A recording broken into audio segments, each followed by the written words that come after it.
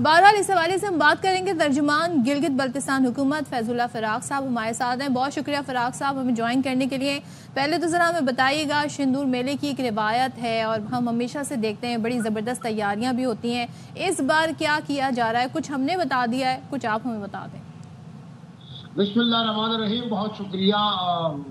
شندور جو ہے گلگت بلتستان اور چترال کا بلند ترین مقام پر ہر سال یہاں پہ پولو کا ٹورنامنٹ ہوتا ہے.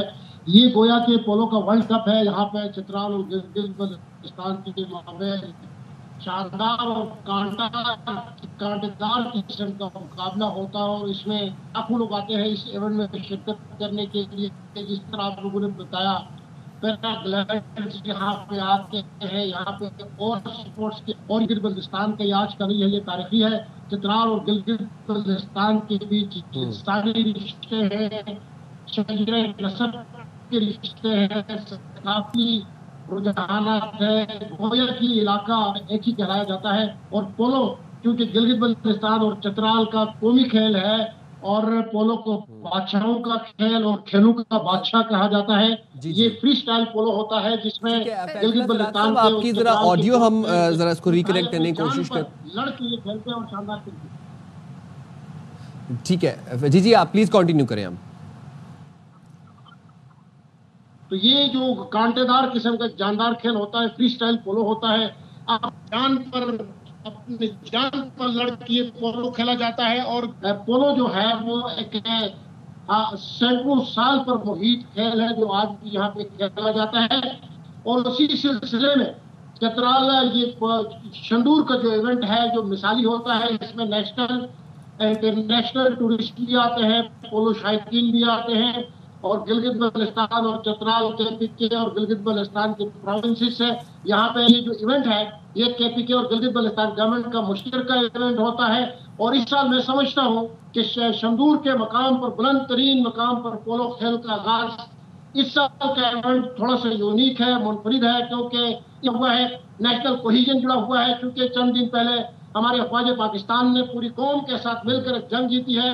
میں سمجھتا ہوں کہ یہ جو پولو کا ایونٹ ہے دنیا کے بلند ترین مقام پر اس کو شہداء کے نام, غازیوں کے نام اور افواج پاکستان کے نام کرنا چاہیے. اور اس ایونٹ کو بالکل قومی یکجہتی کے طور پر, نیشنل کوہیژن کے طور پر, نیشنل انٹیگریشن کے طور پر اس ایونٹ کو اس طرح سیلیبریٹ کیا جا رہا ہے. فیض اللہ صاحب اب ذرا یہ بتائیے گا, ایونٹ کے اوپر آ جاتے ہیں, ایونٹ کی بات کر لیتے ہیں. ایونٹ کتنے دن کا ہے؟ 3 دن کا ہے ویسے ہم نے بتایا اپنے ویورز کو. 3 دن میں پولو کے علاوہ اور کون کون سے ایونٹس ہوں گے, کون کون سے ہم یہاں پر ایئر شوز دیکھیں گے, اس کے علاوہ کون کون سے فنکار پرفارم کریں گے, ذرا اس حوالے سے بتائیے گا.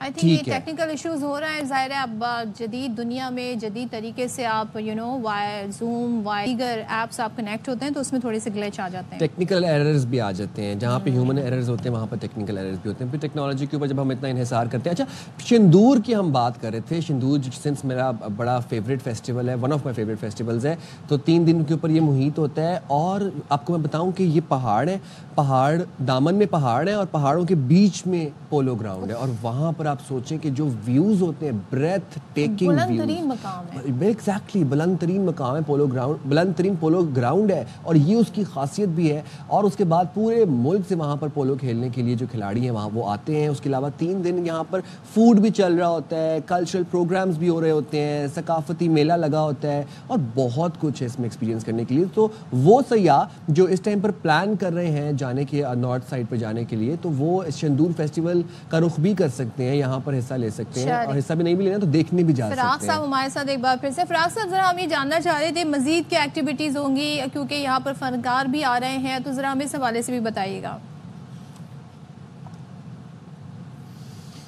جی 4 ٹیمیں اور چترال سے بھی 4 ٹیمیں ایک ڈی کے نام سے وہاں پر شرکت.